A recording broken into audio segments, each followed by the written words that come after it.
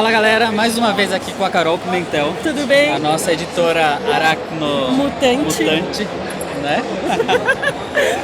A gente está aqui hoje para falar, porque a Carol é multifuncional. Meu Deus. A Carol faz de tudo. A Carol edita quadrinho, é física. Sim, gente louca é outra coisa, né? Faz de tudo. E a Carol também traduz quadrinhos. Sim. Tem algumas traduções que não necessariamente são Da minha editoria. Da sua editoria. Sim.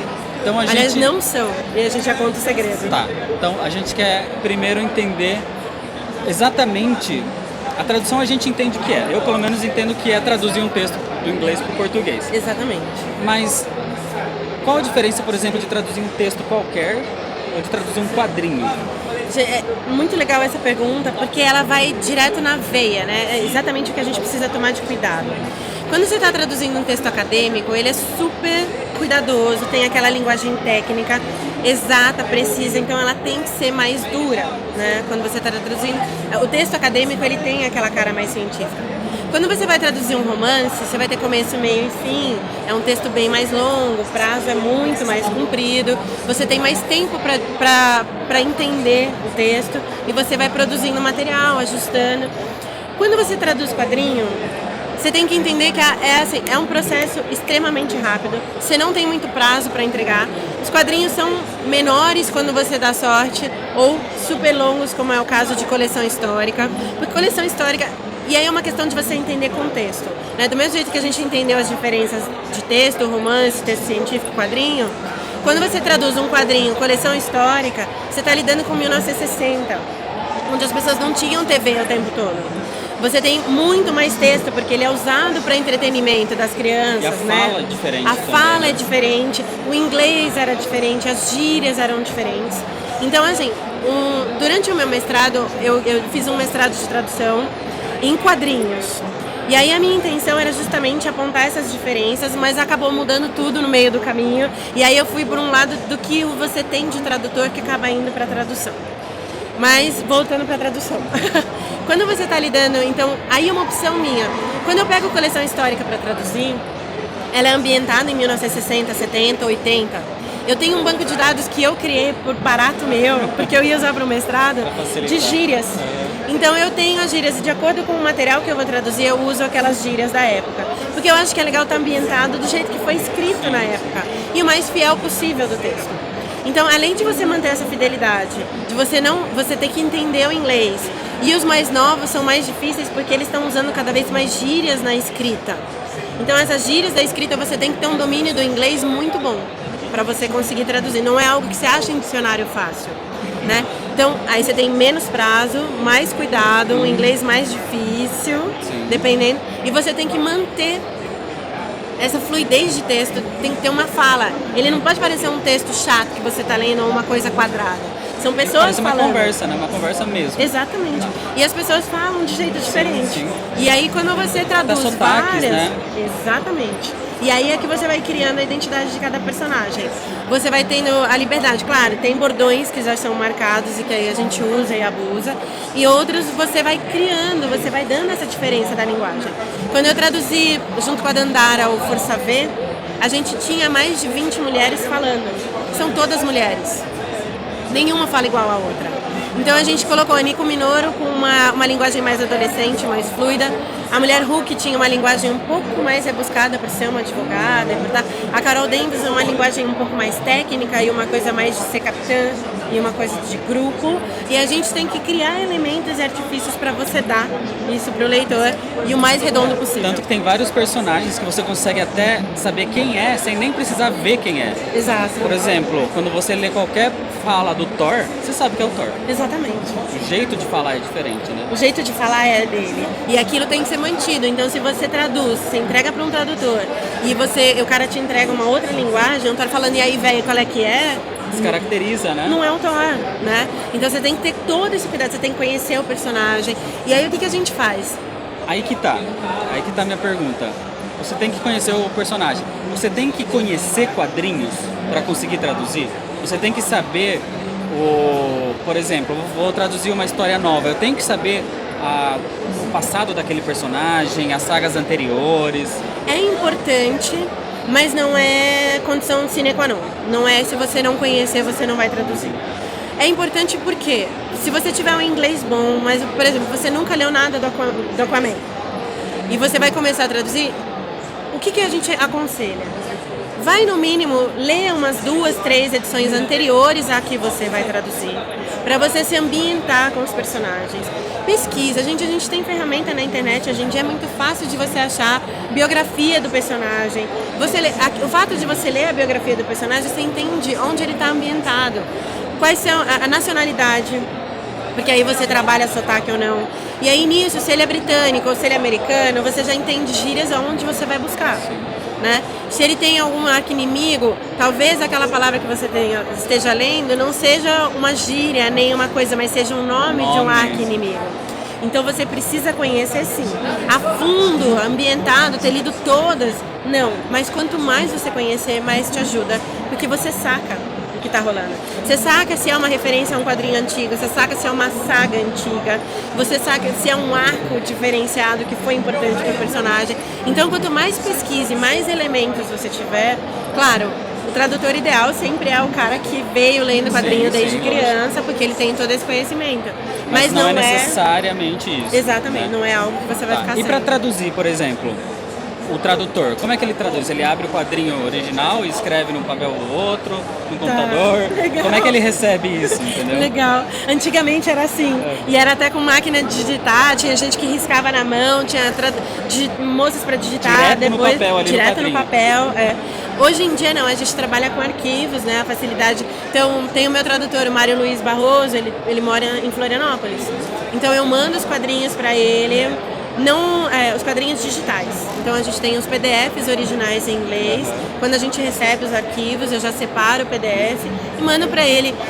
Ou via e-mail, ou às vezes eu uso uns outros sistemas, porque eu já mando um bloco, às vezes por semestre ou por mês. Manda na nuvem, ele baixa. E aí o que ele faz? Então a gente normalmente trabalha com 2 telas, né? A tela mais apertadinha do doc e a tela mais apertadinha do PDF. E você vai colocando.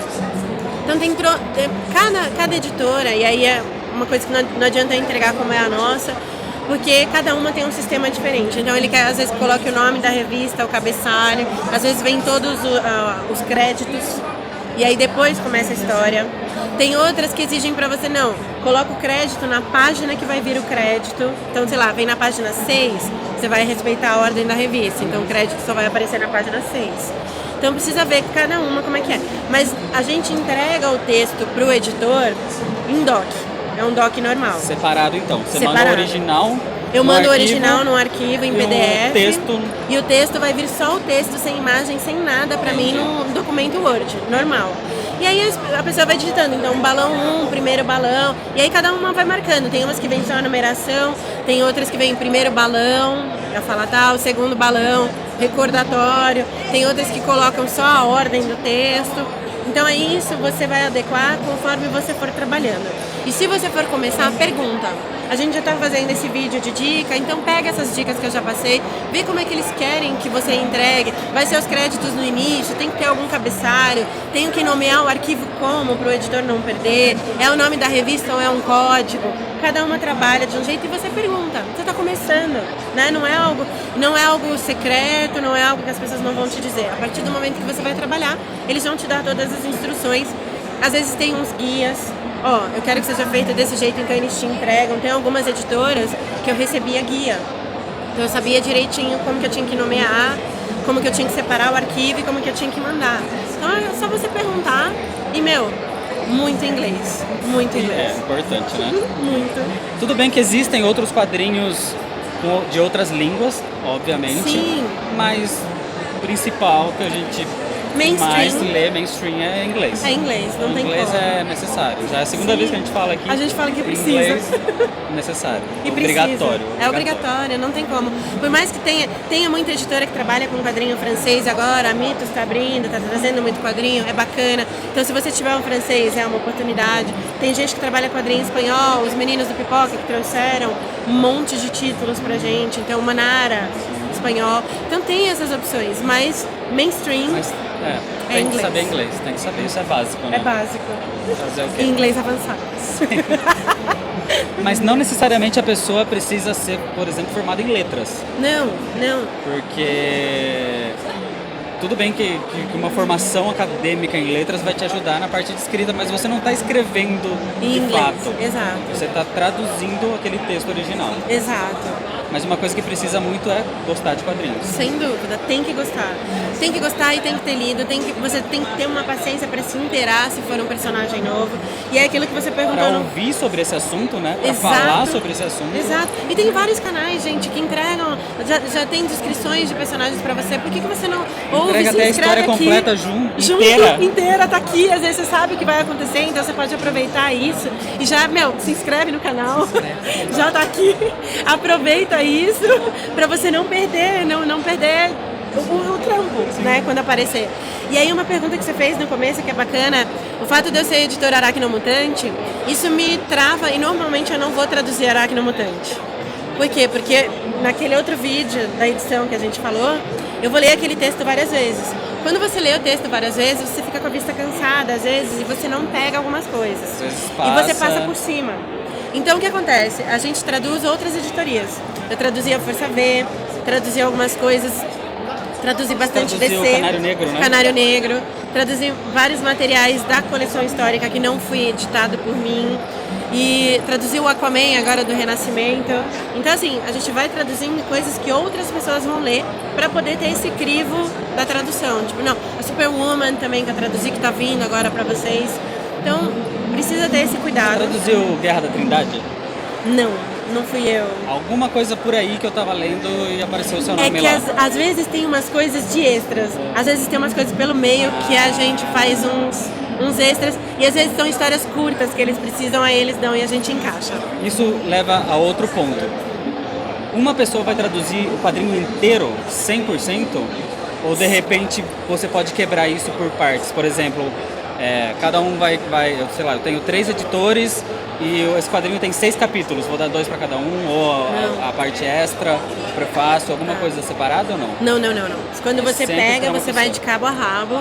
E normalmente um editor é o editor responsável por todo o material. Porque não é fácil você guardar a nomenclatura, todos os detalhes. E você, como você está editando sempre aquilo, você acaba acostumando com o que está vindo. E às vezes você lembra de páginas que aconteceram, de balão e tal, então você puxa.